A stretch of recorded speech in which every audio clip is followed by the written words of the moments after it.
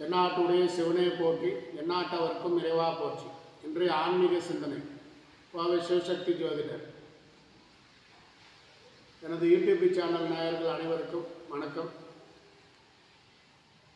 கோவை சிவசக்தி ஜோதிடர். நவ கிரகங்களை வழிபட்டால் நமக்கு கிடைக்கக்கூடிய பலன்கள் என்ன? ஒவ்வொரு கிரகங்களையும் வணங்குவதால் நமக்கு என்னென்ன பலன்கள் கிடைக்கும், நம்முடைய என்னென்ன பிரச்சனைகள் ஆகப்பட்டது விலகும் அப்படின்றத பார்க்கலாங்க. முதலாவதாக சூரிய பகவான். சூரியனை நீங்கள் வழிபாடு பண்ணி போட்டு வாங்க. காலையில் குளிச்சு போட்டு துவாக்கரா நம சாம்பியாம் பாவகியான இந்திர மர்கையும் பத்தினி சாயா சமேத சூரிய நாராயண பரபிரமனே நமகா. அப்படி இல்லைன்னா குணமுக வியாழ குரு பகவானே மனமுடன் வாழ மகிழ்வுடன் அருள்வாய். பிரகஸ்பதி வியாழ பரகுருநேஷா கிரகதோஷமுற்றி கடகாஸ்திரம் தருவாய். இல்லைன்னா சூரிய நாராயண பரபிரமனே நமகா அப்படின்னு சொல்லி சூரியனை வழிபாடு செய்ய எதிரி பயம் தீரும், புகழ் சேருங்க. தொழிலை நிர்ணயிக்கக்கூடியவன் சூரிய பகவான். அவர் உங்கள் ராசியில் கொஞ்சம் வீக்காக இருந்தாருன்னா வருடத்திற்கு ஒரு முறை கும்பகோணம் அருகே உள்ள ஆடூரில் உள்ள சூரியனார் கோயிலுக்கு ஞாயிற்றுக்கிழமை போயிட்டு 8 போல வஸ்திரங்களும் கோதுமையும் தானம் செய்து அந்த கோயிலில் ஒரு அர்ச்சனை பண்ணி போட்டு வாங்க. வாழ்க்கையில் முன்னேற்றமாக இருக்குங்க.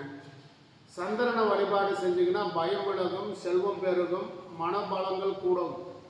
ஏன் சந்திரனை வணங்கணும்னு பார்த்தீங்கன்னா, நம்ம உடலை ஆளக்கூடியவனுங்க சந்திரன். சூரியன் எப்படி தொழிலை ஆள்றாரோ அதுபோல் நம்ம உடலை ஆளக்கூடியவன் சந்திரன். அதனால தான் சந்திரனுக்கு மனோகாரகன் ஒரு பெயர். தாயை குறிக்கக்கூடிய ஒரு கிரகம். சூரியன் தந்தையை குறிப்பாருங்க, தொழிலையும் குறிப்பாருங்க. சந்திரனாகப்பட்டவர் தாயை குறிக்கிறதுங்க. மனோகாரகன் அப்படின்னு நம்ம மனதை ஆளக்கூடியவன், நம்ம உடலில் இருக்கக்கூடிய பிரச்சனைகளை நீக்கக்கூடியவன் சந்திர பகவான். அதனால் அந்த சந்திரனை வழிபாடு வச்சுக்கிறது நல்லதுங்க. கும்பகோணம் அருகே உள்ள திங்களூரில் உள்ள சந்திர பகவானை வழிபாடு பண்ணி போட்டு வாங்க. இப்படி வாழ்க்கையில் மாற்றங்கள்ன்றது ஏற்படுத்தி கொடுக்கும். செவ்வாய் பகவான். விளைச்சல், வைராக்கியம், நேர்மை, துணிவு கூடுங்க, சொத்து சேருங்க. இது பார்த்திங்கன்னா வைத்தீஸ்வரன் கோயிலில் போய் செவ்வாய்க்கிழமை நாட்களில் செவ்வாய் பகவானை வழிபாடு பண்ணி போட்டு வாங்க. உங்கள் வாழ்க்கையில் முன்னேற்றம் கொடுக்கும். ஒரு ஜாதகத்தில் சொத்து, வீடு, வாசல், வண்டி, வாகன அமைப்பு யோகங்களை கொடுக்கக்கூடியவர் செவ்வாய் பகவானுங்க. உறவுகளை அண்ணன், தம்பி, சித்தப்பா, பெரியப்பா, பங்காளி, அங்காளிகளை குறிக்கக்கூடியவன் செவ்வாய் பகவானுங்க. இது ஒருவருடைய ஜாதகத்தில் நல்ல சுபஸ்தானத்தில், கேந்திர ஸ்தானத்தில் இருந்தால் மட்டும்தான் இந்த உறவுகளாலும் தொழிலாலும் நமக்கு முன்னேற்றங்கள், வருவாய்கள் கொடுக்கும். ஒரு சிலர் எத்தனை வயதானாலுமே வீடவே கட்ட மாட்டாங்க. கட்டினாலும் அந்த வீட்டில் இருக்க மாட்டாங்க. அவங்களை வெளியே தாட்டி விட்டுருங்க. ஸோ அந்த செவ்வாய் பகவானாகப்பட்டவர் உங்களுக்கு 2, 5, 7, 9, 11 லாப ஸ்தானங்கள் இருந்தால் மட்டும்தான் நல்ல நிலையில் அவர் கொடுப்பாருங்க. அதனால் இதெல்லாம் புரிஞ்சுக்கோணுங்க, புரிஞ்சு செய்யுங்க. புதன் தாய்மாமனை குறிக்கக்கூடியவர், கல்வியை குறிக்கக்கூடியவர். ஸோ புதனாகப்பட்டவர் பார்த்திங்கன்னா வித்தகாரகன். கல்வி, வியாபாரம், வாக்குத்தன்மை, சங்கீதம், ஜோதிடம், அறிவு, நற்குணம், குடும்ப வளர்ச்சி, இது அத்தனையுமே குறிக்கக்கூடியவர் புதனுங்க. அப்போ புதன் ஒருவருடைய ஜாதகத்தில் வலுப்பெற்றுக்கோணுங்க. வலுப்பெற்று இருந்தால் புதன் பொதுவாக அவருடைய ஜாதகத்துலைங்க மிதுனம் அல்லது கண்ணில் இருந்தால் அந்த குழந்தை டிஸ்ட்ரிக்ட் ஃபஸ்ட்டு, கிளாஸ் ஃபஸ்ட்டு, அதுவும் நல்ல பார்வை கிரகங்கள் பெற்று புதன் கண்ணிலே மிதுனத்திலே இருந்தாலும் ஸ்டேட் ஃபஸ்ட்டு வரக்கூடிய ஜாதகம்லாம் உண்டுங்க. அது மாதிரி புதன் வலுப்பெற்றுக்கோணுங்க. புதன் வலுவிழுந்து அந்த குழந்தை சரியாக படிக்க மாட்டேங்குதுன்னா ஒன்றும் பண்ண வேண்டாங்க. வராய்க்கு புதன்கிழமை நாட்களில் ஒரு ஏலக்காய் மாலை போட்டுவாங்க, படிப்பு வரும். அதே போல் பார்த்திங்கன்னா புதன்கிழமை நாட்களில் உங்கள் தாய் மாமாவை வரவழைத்து அவரை தாம்பாளத்தில் நிற்க வைக்கணுங்க. எந்த குழந்தை படிக்க மாட்டேந்தோ அந்த குழந்தைய தாய்மாமன் காலை கழுவி பாத பூஜை பண்ண சொல்லுங்கள். பாத பூஜை பண்ணி அந்த தாய்மாமன்கிட்ட ஆசீர்வாதம் வாங்கிக்க சொல்லுங்கள். அந்த குழந்தை நல்லா படிக்கணும் சாமி, நீ நல்ல நிலைக்கு வரணும் அப்படின்னு தாய்மாமனை ஆசீர்வாதம் பண்ண சொல்லுங்கள். அந்த குழந்தை ஜம்முன்னு படிக்குங்க. ஸோ இது சிம்பிள் பரிகாரம் செஞ்சுக்கோங்க. படிக்காத குழந்தைகளுக்கு இது உங்களுக்கு செட் ஆகுங்க. வியாழக்கிழமை வியாழன், அதாவது குரு பகவான் அப்படின்னு சொல்லக்கூடியவர், ஒரு ஜாதகத்தில் புத்திர பேரை கொடுக்கக்கூடியவர், தனத்தை கொடுக்கக்கூடியவர், அறிவை கொடுக்கக்கூடியவர் இந்த குரு பகவானுங்க. இந்த குரு பகவான் தான் மற்ற கிரகங்களை வழிநடத்தி செல்லக்கூடிய ஒரு ஹெட்டாக விளங்கக்கூடிய ஒரு குரு பகவான். அதனால தான் அவருக்கு வாகனம் கூட யானையாக இருக்குங்க, அதுவும் பெருசுங்க.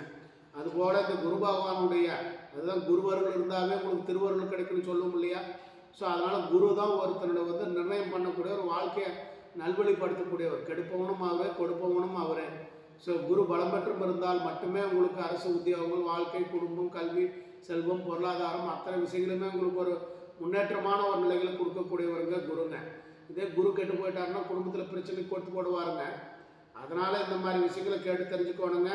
வாய்ப்பு இருந்தால் அதாவது குருவுடைய ஸ்தலங்கள் தமிழ்நாட்டில் எங்கே இருக்குன்னு பார்த்தீங்கன்னா 1 ஆலங்குடிங்க, 2 திருச்செந்தூருங்க, 3 வந்து மதுரையிலேருந்து சோழவந்தான் போகும் வழி குருவித்துறை என்ற ஊரில் உள்ள சித்ராத வல்ல பெருமாளுங்க.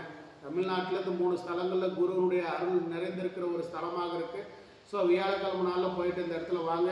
தொழிலில் டல்லாக இருக்கிறவங்க திருச்சியிலேருந்து ஒரு 23 கிலோமீட்டர் திருப்பட்டூரில் இருக்கக்கூடிய பிரம்மபுரீஸ்வரர்னு வழிபாடு வச்சுக்கோங்க. ஸோ இதுவும் உங்களுக்கு நல்நிலைகளாகப்பட்டதும் உங்களுக்கு ஏற்படுத்தி கொடுக்குங்க. அடுத்து சுக்கிர பகவான். சுக்கிரன்றது ஆண் ஜாதகத்தில் பெண்ணையும், பெண் ஜாதகத்தில் ஆணையும் குறிக்கக்கூடியது சுக்கிர பகவானுங்க. இந்த சுக்கிர பகவானாகப்பட்டவர் ஒரு ஜாதகத்தில் பலம் பெற்று இருந்தால் சினிமா, மீடியா இந்த மாதிரி துறைகளுக்கு நல்ல மனைவி, நல்ல கணவன் அமைச்சு சந்தோஷமாக வாழும் நிலைகள் கொடுக்குங்க.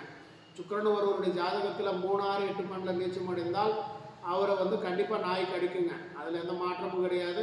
குடும்ப வாழ்க்கையில் நிம்மதி, சந்தோஷம், மனைவியால் கணவனாலேயே அவர்களுக்கு சந்தோஷங்கள் இருக்காதுங்க. 3, 6, 8 12 சுக்கிரன் நீச்சம் அடைந்தால் அவங்க குடும்ப வாழ்க்கை திருப்தி கொடுக்காது. பொதுவாக கன்னியா ராசிக்காரர்களுக்கு செல்வம் செழிப்பு, வசதி வாய்ப்பு, பேரு புகழ் இருக்குங்க. குடும்பத்தில் கணவன் மனைவிக்குள்ள நிம்மதி இருக்காது. ஏன்னா கன்னியா ராசியில் சுக்கிரன் நீச்சமாகிடுவாருங்க. அதனால் இவருக்கு அந்த தலையெழுத்துன்னு கூட சொல்லிக்கலாங்க. அந்த மாதிரி ஒரு அமைப்பு இருக்கும். அப்போ அந்த சுக்கிரனுடைய பலம் நமக்கு கிடைக்கணும் அப்படின்னா வெள்ளிக்கிழமை நாட்களில் மகாலட்சுமி கோயிலுக்கு போயிட்டு துளசி மாலை சாத்தி 6 நெய் விளக்கு ஏற்றி போடணுங்க. ஏற்றி போட்டு அர்ச்சனை பண்ணி போட்டு வாங்க. தொடர்ந்து நல்லா இருக்குங்க. அதே போல் வெள்ளிக்கிழமை நாட்களில் கஞ்சனூரில் இருக்கக்கூடிய சுக்கிர பகவானுக்கு போயிட்டு 6 நெய் விளக்கு ஏற்றி வந்து வழிபாடு வச்சு போட்டு வாங்க. அந்த சுக்கிரனுடைய பலங்களாகப்பட்டது உங்களுக்கு ஏற்படுத்தி கிடைக்கும். இதெல்லாம் செய்து பயன்பெறுங்க. சனி ஒரு ஆயுளை நிர்ணயம் பண்ணக்கூடியவர். ஒரு ஜாதகத்தில் தொழில் வளர்ச்சிகளுக்கு ஈடு கொடுக்கக்கூடியவர் சனி பகவான். சனி பகவான் பலம் பெற்றும் இருக்கணுங்க. அப்படி இருந்தால் மட்டும்தான் சனினால் பாதிப்புகள் இல்லாத ராசி அப்படின்னு பார்த்தோம்னா நமக்கு மகர ராசி, கும்பராசி சொந்த வீடாக இருந்தாலுமே இதில் வந்து உங்களுக்கு ஆட்சி உச்சம் பெறுறது வந்து துலாமுங்க, ரிஷபம். இந்த 4 ராசிக்காரர்களும் சனி பகவான் பெருசாக பாதிக்க மாட்டாருங்க. கன்னியா ராசியும் பெருசாக சனி பகவானாகப்பட்டவர் பாதிக்கிறது இல்லைங்க. இவர் வந்து என்ன பண்ணுவாருன்னா நீண்ட ஆயுள்களையும் உடல் நலங்களையும் தொழில் வளர்ச்சிகளையும் வெற்றிகளையும் கொடுக்கக்கூடியவருங்க ஒரு ஜாதகத்திலைங்க. அடுத்து ராகு அப்பா வழி தாத்தா பாட்டி, கேது அம்மா வழி தாத்தா பாட்டி குறிக்கக்கூடியவருங்க. ராகு வந்து நாணம் சேரும், பிற மொழிகள், அறிவுகள், பிரம்மாண்டங்கள், வசீகரத்தன்மைகள் இந்த மாதிரி ஒரு அமைப்புகள் கொடுக்கக்கூடியவர் ராகுங்க. கேது வந்து பார்த்தீங்கன்னா நாணத்தை, அறிவை கொடுக்கக்கூடியவர் கேதுங்க. நோய்கள், கடன்களுக்கு சொந்தக்காரரான இவருக்கு இந்த மாதிரி ஒரு அமைப்புகள்லாம் உண்டுங்க. அப்போ நவகிரகத்தை நம்ம வழிபாடுறதுனால நமக்கு ஏற்படும் நன்மைகள் என்ன, தீமைகள் என்ன, நவகிரகம்னா யார் என்னன்றதை நம்ம தெரிஞ்சுக்கணுங்க. மீண்டும் ஒரு பதிவில் உங்களை சந்திக்கிறேன். அனைவருக்கும் அனைத்தும் கிடைக்கட்டும். நன்றி, வணக்கம்.